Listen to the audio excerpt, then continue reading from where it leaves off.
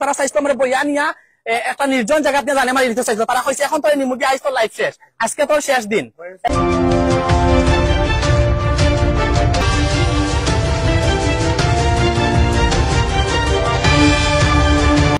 তো খাস শেষ করে আমি বারোই আওয়ার ফতেই 25 টনে 30 জন মানুষ, তার মধ্যে অন্যতম হয়েছে আসাদ ছিল, বরমসাল উসমানপুর বাড়ি তার আসাদ ছিল।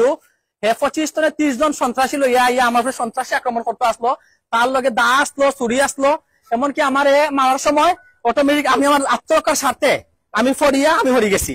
শেষ পর্যন্ত হে আমার মারতে না ফরিয়া বাজারের পুরা মানুষ সাক্ষী আছেন, খালামিয়া বাজারের সভাপতি সাক্ষী আছেন, সাধারণ মানুষ সাক্ষী আছেন, এমনকি শিলুর লগে প্রকাশ্য আসলো, শিবলু খান আসলো এবং রাসেল আসলো, নেতৃত্ব দিচ্ছেন তারা, যে আরো অনেক আসলো। আমি আমার আত্মরক্ষার সাথে আমি দেখতাম পারছি না।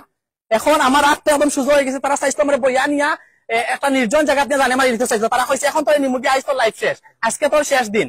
এবং আগতনে তারা হুমকি দিচ্ছে। আমার বড় ভাইয়ের কাছে চাঁদা দাবি করছে শিলুয়ে। আমার বড় ভাইয়ের চাঁদা না দেওয়ার কারণে আজকে আমি দেশও থাকি, আমার দুই ভাই প্রবাসও থাকেন, তারার জিতটা আমার উপরে মিটাইতে করি হে আমার আজকে বাজার পেনে আক্রমণ করিয়া নিয়ে নির্জনে মাত্র আসলো। আমি আমার আত্মরক্ষার সাথে তারা ফালাইয়া ঠেলাইয়া আমি বাজারে আইছি, বুঝছেন নি? সবকিছু ডকুমেন্ট দিয়া এমনকি ইমানউদ্দিনও আসলো লগে, ইমানউদ্দিনও আসলো, আর বহুত আসলো তারা এই সন্ত্রাসীর লগে। তারা আমার প্রাণে মারিলেই তো আসলো, কইছে এখন তোর লাইফ শেষ করলি মু, তুই পারো ইয়া কই আমার টান নিয়ে তারা 10-15 জনের কুলো লই লইছিল। কুলো লওয়ার পরে একজনের হাতত আছে চুরির মতো আসলো, আমি টান মারি দেখা পরে আমি বাজারও আলোর মধ্যে আওয়ার পরে বাজারের মানুষ একখানে পরে বাজারের মানুষ আমার সেভ করছেন।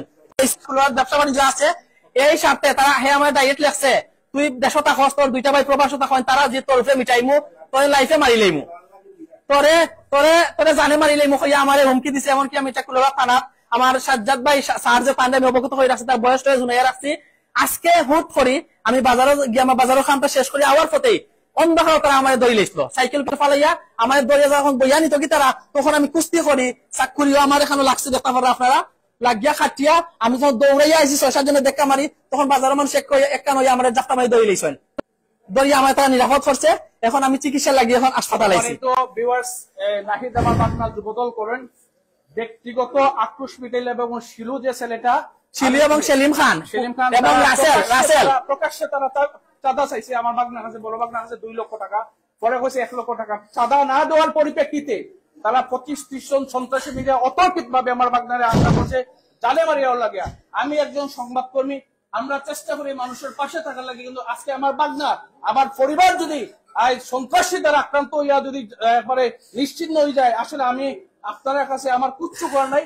সমাজের কাছে, দেশের কাছে, মানুষের কাছে দাবি থাকলো এই বিচারটা আপনার কাছে দিলাম, কোন কারণে আমার বাগনারে তার লেগে জানাবার লাগে আক্রমণ করা হইলো। এবং এই ব্যাপারটা কিন্তু আমি জানি একজন পুলিশ কর্মকর্তার কাছে দেওয়া হয়েছে, উনি কইছেন ব্যাপারটা দেখিয়ে দিবা। দেখিয়ে দেওয়ার ব্যাপারটা যদি তারা আক্রমণাত্মক করে আমার বাগনারে জানাবার লাগে আক্রমণ করে, দেখুন বাগনা যেটা অবস্থা, এটা হয়তো আপনারা সমাজ সচেতন মানুষ, আপনারা দেখা বুঝা।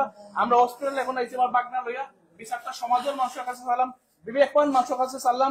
আপনারা এই বিভাগটা করলাম এইভাবে যদি প্রকাশ্যে 5 তারিখ দেশ স্বাধীন হওয়ার পরে যদি এমন প্রকাশ্যে সন্ত্রাসী বরমচালের মাটির ঘটে, কুলার মাটির ঘটে, এই সমস্ত সন্ত্রাসীরা কত সব চলাফেরা করে, আমি কিচ্ছু কইলাম না, ব্যাপারটা আপনার কাছে চাইলাম।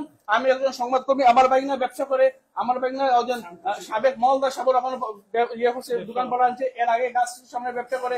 আমার 2 বাগনা বিদেশ থাকে, তারার উপরে কোনো কারণে চাঁদা চাওয়ার পরিপ্রেক্ষিতে তারা ম্যানেজ করতে পারছেন দেখে তার উপরে জানাবার লাগে আক্রমণ করছে।